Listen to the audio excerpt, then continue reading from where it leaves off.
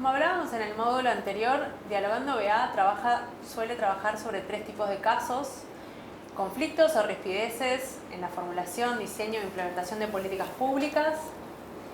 en casos de iniciativas, acompañando iniciativas ya sean legislativas o del Ejecutivo, y en casos de oportunidades de conversación o de abrir nuevas agendas. En este caso, lo que vamos a hacer es hablar sobre 5 experiencias que tuvieron lugar de 2016 a la fecha, que nos parecen interesantes para conocer, para quienes quieran llevar adelante o saber más sobre estos procesos de diálogo en la construcción de políticas públicas.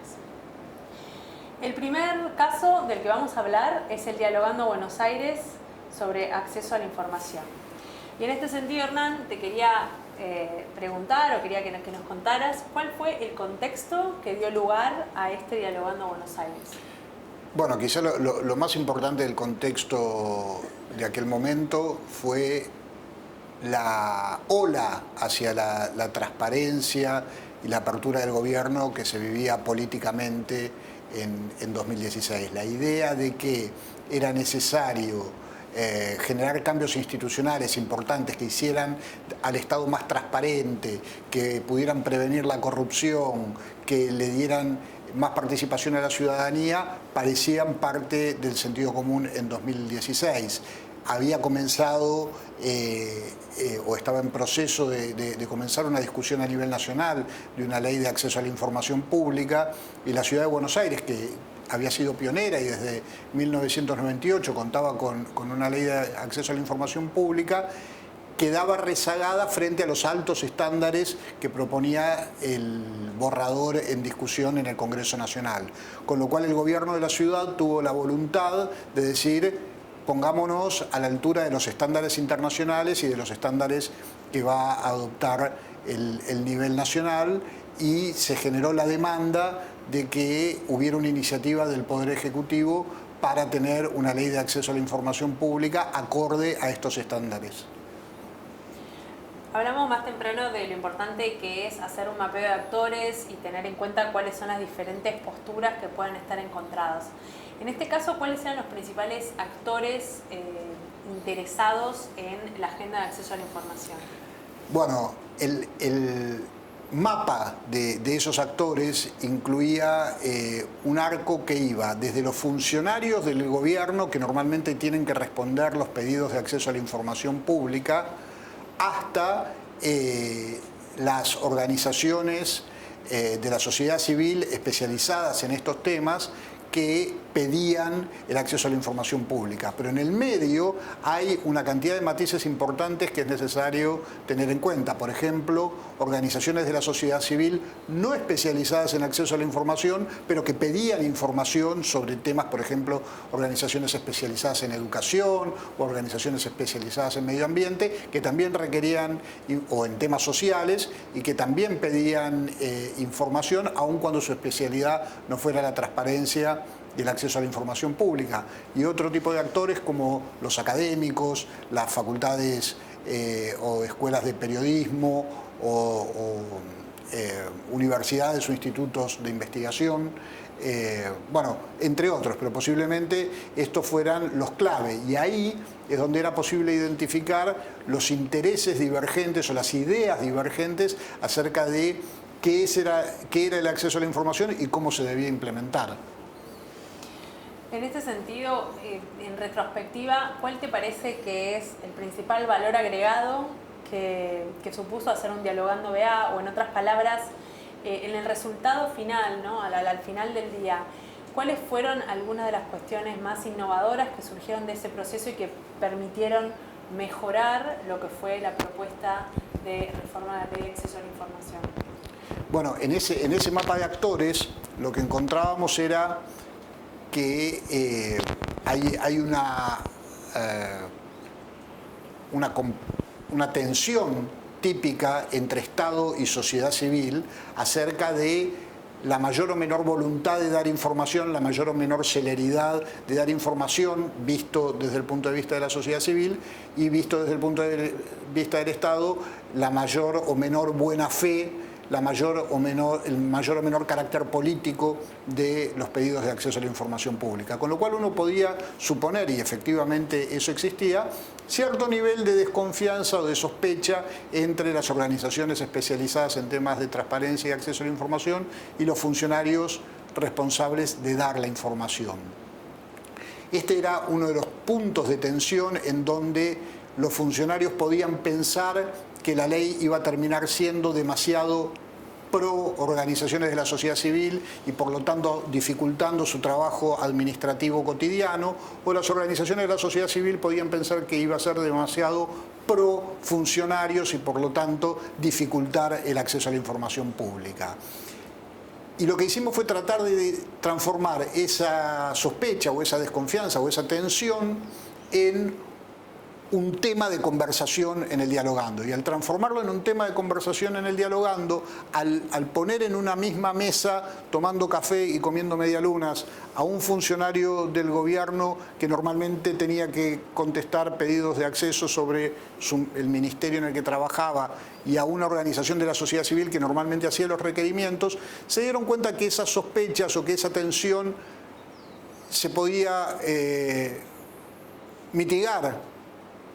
de una manera importante y entender que había mucha más buena fe y mucha más voluntad de colaborar de ambos lados, y que muchas veces había situaciones objetivas que hacían difícil dar la información, que a veces cuando la organización pedía una información, esa información tardaba o llegaba incompleta,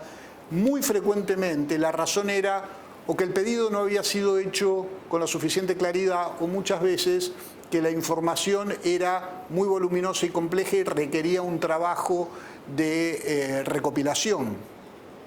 De ese diálogo productivo surgió la redacción de uno de los artículos de la ley, del artículo 11, que abre la puerta a un diálogo entre los funcionarios y los requirientes de información para establecer plazos y modalidades de entrega de información especiales para cuando la información es voluminosa y compleja.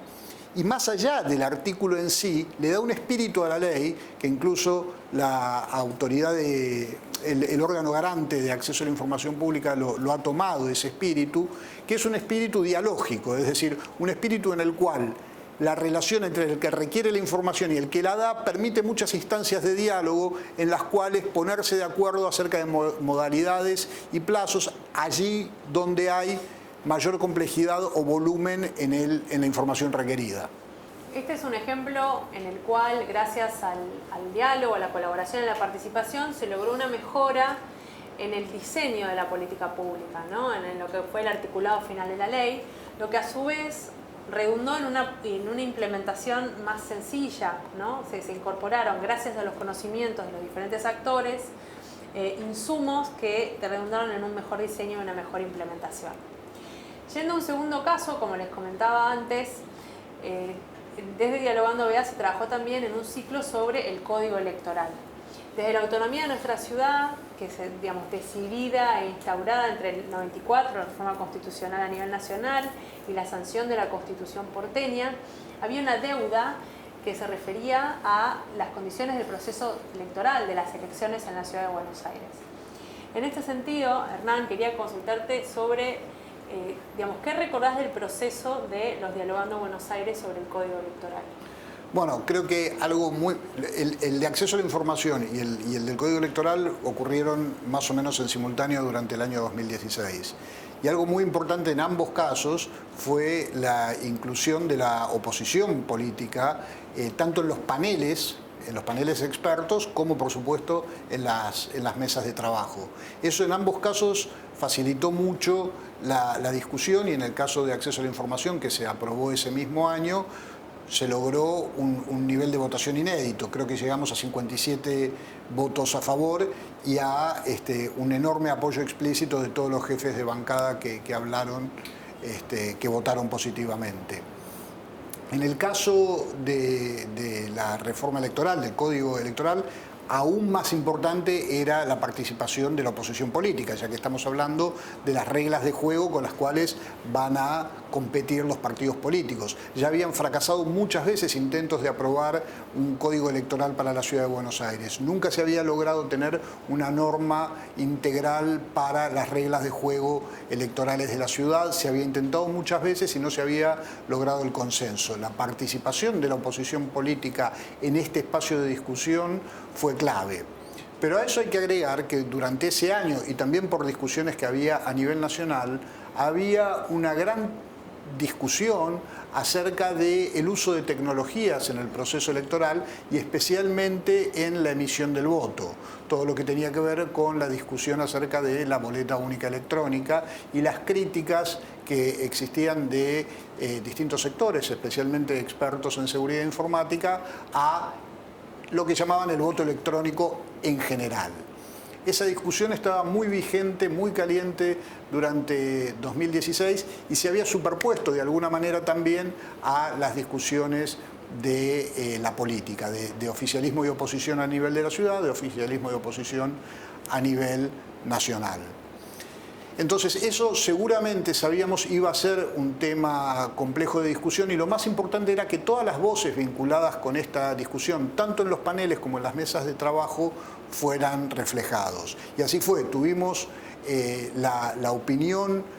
técnica de muchas de las personas más calificadas de todas las posiciones en relación a esto, porque veníamos de una elección en el 2015 en el que se habían aplicado medios electrónicos con resultados exitosos, a la vez que habían aparecido paralelamente y con posterioridad críticas muy fuertes de expertos que generaban una discusión absolutamente legítima acerca de si era conveniente implementarlo y si se implementaba bajo qué condiciones. Y esa fue la conversación que hizo posible el Dialogando Buenos Aires y que generó una redacción del proyecto de código electoral a lo largo del tiempo que incluyó muchas de las medidas de auditoría y de control participativo para que cualquier tecnología que se incorpore fuera lo más segura y lo más controlada posible para garantizar la transparencia del proceso electoral, como así también rescatar los valores en común que todos los que estaban participando de esa discusión tenían. Por ejemplo, la importancia del concepto boleta única y la idea de progresar respecto del sistema de boleta papel que había caracterizado a nuestro sistema de emisión del voto tradicionalmente. Eso se reflejó en la redacción de un código que se hizo cargo de la voluntad política proveniente de estas experiencias exitosas de implementación de la boleta única electrónica, pero bajo un paraguas normativo en el que por una parte se hacía foco en la importancia de la boleta única como instrumento y a la necesidad de mecanismos de auditoría participativos y abiertos para cualquier tecnología que se le incorporara a la boleta única, transformándola en boleta única electrónica, y a cualquier otra tecnología que se incorporara en el proceso. Es decir, que aquello que podía ser muy discutido, inclusive desde posiciones prácticamente filosóficas, muy claras e incompatibles entre sí, encontraran no necesariamente una fórmula que las conciliaba, pero sí que los ponía en un plano en el cual la convivencia era mucho mejor. No era lo mismo convivir negando mutuamente la posición del otro que aceptando que la posición del otro no iba a ser nunca del todo conciliada, pero se podían mejorar las condiciones en las cuales las distintas posiciones en torno a la tecnología se estaban desarrollando. Este es un caso, como veíamos antes, en el cual digamos, el propósito del Dialogando está claro. Sin embargo, cuando bajamos a los ejes, ellos son tantos, hay tantos temas para discutir que se hizo no en un solo evento, sino que fue un ciclo de eventos.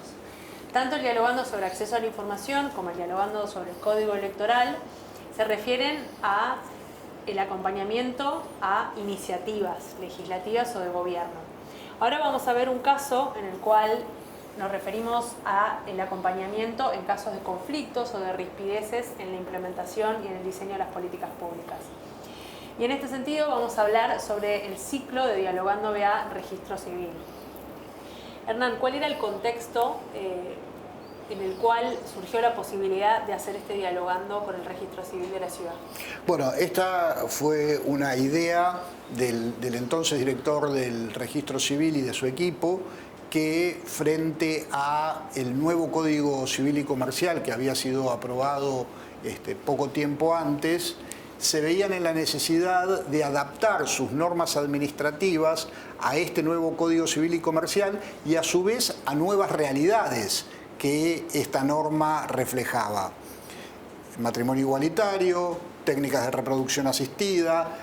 ley de identidad de género. Todas estas novedades impactaban fuertemente en la vida cotidiana administrativa del Registro Civil, que necesitaba poner su normativa administrativa a la altura de estos de estas nuevas normas, pero también de estos modos de vida que empezaban a ser reconocidos normativamente y que a su vez interpelaban a una serie de actores que estaban en tensión en relación a valores y a modos de vida. Temas como decíamos, técnicas de reproducción asistida, identidad de género, generaban, por un lado, necesidades muy concretas de personas en relación a sus propias vidas y también prescripciones de ciertos grupos que con ciertos valores creían que esas pretensiones no correspondían. La idea de que una persona, especialmente un menor, pudiera autopercibirse de un género distinto al que físicamente había sido asignado, generaba, por un lado, la necesidad de este o esta menor de adaptar su nombre a esa autopercepción, pero al mismo tiempo una cantidad de cuestionamientos de sectores culturales o religiosos que podían tener problema con eso. O lo mismo en relación a técnicas de reproducción asistida. Los nuevos tipos de familia que van evolucionando a partir de la ley de matrimonio igualitario también evolucionan a distintos modos de conformación de las familias y de reproducción. Y también había muchos aspectos de la aplicación de técnicas de reproducción asistida que terminaban judicializándose por la falta de normas, y hubo decisiones que tomó el Registro Civil que permitieron regularizar este tipo de situaciones. Tanto los grupos LGTBI que requerían de este tipo de soluciones, como sectores más vinculados quizá a la Iglesia Católica o a las universidades vinculadas a la Iglesia Católica que tenían posiciones contrarias a esto, estuvieron sentados en un mismo ámbito y discutiendo frente a frente este tipo de temas y dándole insumos al equipo del Registro Civil para generar una normativa que pudiera ponerse a la altura de estas discusiones. En este caso había actores con intereses contrapuestos e intereses organizados también. ¿Cuál es tu recuerdo, digamos, de la experiencia de convocar y de sentar a todos estos actores a la mesa? ¿Fue fácil convocarlos, convencerlos de que vengan a los dialogandos? ¿Hubo que hacer un trabajo de apoyo junto con el Registro Civil para lograr que los actores se sentaran a la mesa? Y en muchos casos, en este caso, pero también en otros, es fundamental dirigirse a aquellos que pueden verse más directamente afectados o sentirse más directamente interpelados por la puesta en discusión de estos temas, porque pueden sentir que afecta sus propias vidas directamente, ¿no? O que afectan directamente sus valores principales. Entonces, quizá es importante no solamente para convencerlos de que vengan, sino para que sepan cómo va a fluir la conversación, tener conversaciones previas que ayuden a que cuando se llega al dialogando, en realidad la conversación empezó con anterioridad, no es una conversación que empieza en el evento.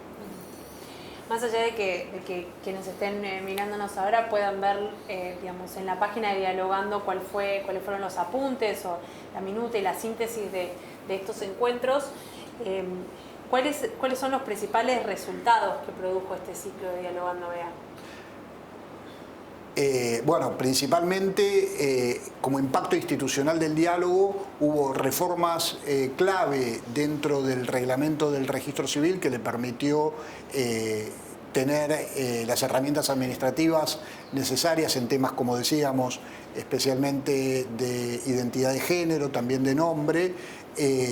y también en una ley de inscripción tardía que permitía regularizar ciertas situaciones muy específicas de personas que carecían de elementos identificatorios, especialmente población vulnerable en situación de calle, que podía regularizar su situación a partir de ideas y de problemas que se pudieron discutir en este ámbito y que derivaron primero en normas administrativas que propuso el registro civil y luego en un proyecto de ley que se aprobó y que es la ley de inscripción tardía de nacimientos. En este caso, el caso de registro civil, o sea, como vimos, los dos primeros, acceso a la información y código electoral, refieren a procesos de diálogo que acompañan iniciativas. En el caso de registro civil es un proceso de diálogo que se utilizó, que fue una herramienta para canalizar conflictos o rispideces en lo que era, como decía bien Hernán, una serie de reformas producto de la sanción de un nuevo código civil en nuestro país. Ahora vamos a hablar del tercer tipo de casos que trabaja Dialogando BA, que son lo que llamamos las oportunidades o estas conversaciones o estas posibilidades de abrir nuevas agendas. Y en este sentido vamos a hablar sobre el Dialogando BA Campaña Limpia. La primera pregunta es, ¿cuál fue el contexto, digamos, político y social, sobre todo, en el cual se gestó la posibilidad de hacer un Dialogando BA Campaña Limpia? Bueno,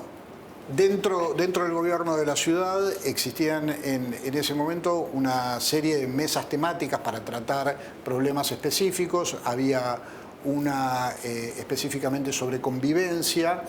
en la que participaban distintas áreas del gobierno de la ciudad y que se habían planteado la importancia de neutralizar o de reducir el vandalismo en el espacio público durante las campañas electorales. Todos conocemos el nivel de daño que durante las campañas electorales sufren distintos espacios públicos y privados, desde los frentes de las casas hasta las cajas telefónicas que están en las calles o los containers de la basura que con afiches pegados ilegalmente se arruinan, le cuestan plata al Estado, le cuestan plata a los particulares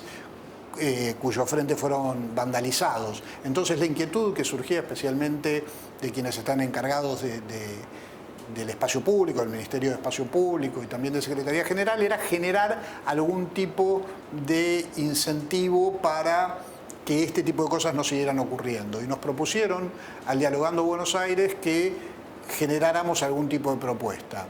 Y la propuesta que se generó fue justamente establecer un diálogo entre los partidos políticos para generar reglas de juego durante la campaña que redujeran al mínimo o excluyeran el vandalismo. Y eso fue un diálogo entre los partidos, pero también con las autoridades gubernamentales, especialmente las áreas que tenían alguna posibilidad de generar incentivos en términos de recursos publicitarios para los partidos políticos. Y esto lo que permitió fue identificar la necesidad, especialmente de los partidos más chicos, que eran los que más frecuentemente incurrían en actos de vandalismo, de mayores espacios publicitarios en la vía pública. Con lo cual, el resultado fue un acuerdo entre todos los partidos políticos para eliminar el vandalismo en campaña y para capacitar a su personal para que no incurriera en actos de vandalismo sobre el espacio público y privado, y simultáneamente la provisión de espacios en vía pública adicionales por encima de los que ya prevén las normas electorales. Y más allá del incentivo concreto de los espacios publicitarios, la idea de un acuerdo entre todos los partidos de generar mejores prácticas para la campaña electoral, para evitar el vandalismo, los ponía en un plano mejor de convivencia. El diálogo generaba un plano mejor de convivencia en el que aquellas prácticas que en la competencia electoral parecían razonables, como ocupar cualquier espacio, pintarlo y chantarle un cartel, se volvía en realidad en este nuevo nivel de convivencia después del diálogo entre los partidos algo que ya no era racional, sino más bien era perjudicial, y entrábamos en un plano de una racionalidad más virtuosa, podríamos decir. Si hay algún tipo de personas o de grupos que están acostumbrados más a discutir y a debatir que a dialogar, son justamente los políticos, o por lo menos eso es lo que se ve digamos, a nivel público, ¿no? En la esfera pública. ¿Cuáles fueron los elementos, digamos, dentro del proceso de diálogo que ayudaron justamente a reformatear el registro en el cual interactuaban hacia algo más, como decías recién, más virtuoso? ¿Hubo unas reuniones previas? ¿Cómo se fue convenciendo, digamos, a los diferentes actores de participar de este proceso? Por un lado fueron importantes las conversaciones individuales con cada uno de los partidos para que supieran que íbamos a encarar este proceso y para que supieran hacia dónde estábamos yendo, es decir, que no hubiera sorpresas, que todos supieran cuál era el camino que queríamos caminar juntos. Y después en la realización de los talleres, tanto la parte de panel, la parte de capacitación, donde por ejemplo las áreas técnicas de espacio público les mostraron y les contaron los incrementos en los costos de la recolección de basura que había por la pegatina de afiches en los containers, como la posibilidad de conversar en un ámbito descontracturado entre personas que normalmente en la legislatura o en otros ámbitos confrontan, generó un ámbito de conversación amable en el que la idea de una mejor convivencia se volvía razonable. Una anécdota que ilustra esto es que estaban prácticamente todos los partidos sentados en esta conversación y había un partido que no había decidido no venir inicialmente y después vino en una actitud un poco disruptiva, un poco como a decir, vengo a plantear mi desacuerdo, y se ve que se imaginaban que iba a haber como una especie de asamblea y que ellos iban a aparecer e iban a sentar una posición en una asamblea en donde algunos iban a aplaudir, otros iban a abuchear, digamos, en una situación más histriónica como puede tener la política. Pero con lo que se encontraron fue con 5 o 6 mesas con 7 o 8 personas cada una conversando en voz baja. Y entonces cuando entraron en esta actitud disruptiva fue como, ¿qué es esto? Y terminaron formando parte del acuerdo, ¿no? O sea, esto es quizá uno de los factores clave, esto que decimos de sacarlo de la escenografía asamblearia y llevarlo hacia una estructura de taller, hacia una estructura de conversación, desdramatiza la conversación por más conflictiva que sea. Así es. Bueno, Campaña Limpia, como les decía antes, es un ejemplo del tercer tipo de casos que trabaja Dialogando Buenos Aires. Redujo, un dato interesante ahí es que redujo en, creo que más de un 90%, redujo, no podemos decir que sea una consecuencia directa del Dialogando, pero sí que a lo largo de los 2 años, en los que 2017-2019, en los que se realizó el Dialogando Campaña Limpia, Ciudad Limpia Campaña Responsable, cayó cerca de un 90% en la cantidad de espacios vandalizados. Así es, teniendo un impacto directo en el espacio público de la ciudad. En este sentido ya cubrimos como los 3 grandes casos de Dialogando BA, que ocupan a Dialogando BA, las iniciativas, los conflictos y las oportunidades, y ahora vamos a hablar brevemente sobre lo que fue hacer los procesos de diálogo en 2020 en el escenario de la pandemia y de la virtualización.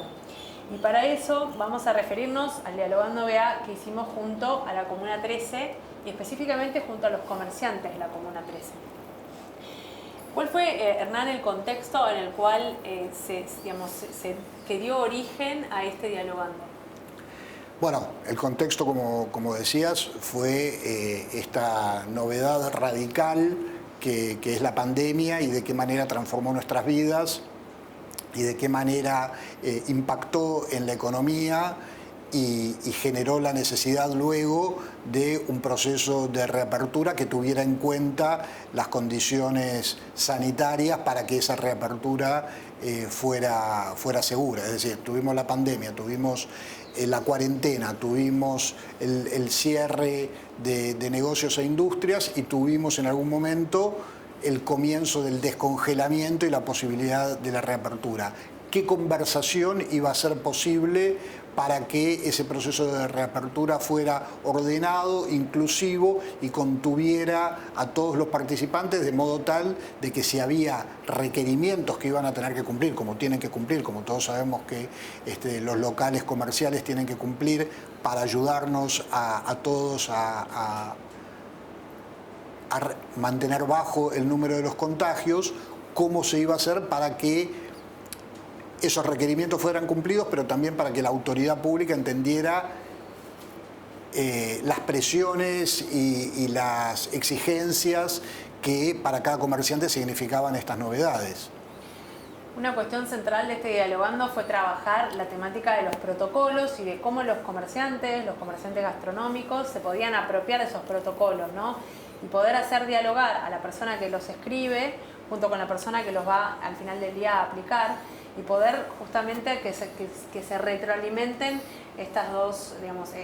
dos escenarios. En este sentido, nosotros dentro de Dialogando muchas veces trabajamos con temáticas que tienen que ver con la formulación de las leyes o de un código, y en este caso fue un trabajo de un diálogo más comunitario, más territorial. ¿Cómo fue la experiencia de trabajar con actores de la comuna? Bueno, creo que fue muy interesante porque pudimos trabajar con la presidenta de la comuna, con la junta comunal, en su pluralismo, inclusive que trabajaron de manera coordinada, que lograron el apoyo de las autoridades centrales del gobierno de la ciudad. En uno de los Dialogando pudimos contar ni más ni menos que con el ministro de Desarrollo Productivo, que era quien es la máxima autoridad para responder por estos temas, y generó un diálogo en el cual los distintos comerciantes pudieron expresarle sus preocupaciones, el modo en que los afectaban los protocolos, y pudieron recibir respuestas y que hubiera una empatía recíproca para encarar este proceso cuando recién estaba comenzando. Así es, en una oportunidad tuvimos la posibilidad en un primer evento de tener al ministro de Desarrollo Productivo junto a un experto, un especialista de CIPEC, y en un segundo evento fue por ahí más, bajado de la práctica. Contamos con la presencia de Matías Lanusse, que era en su momento la cabeza de la Agencia Gubernamental de Control,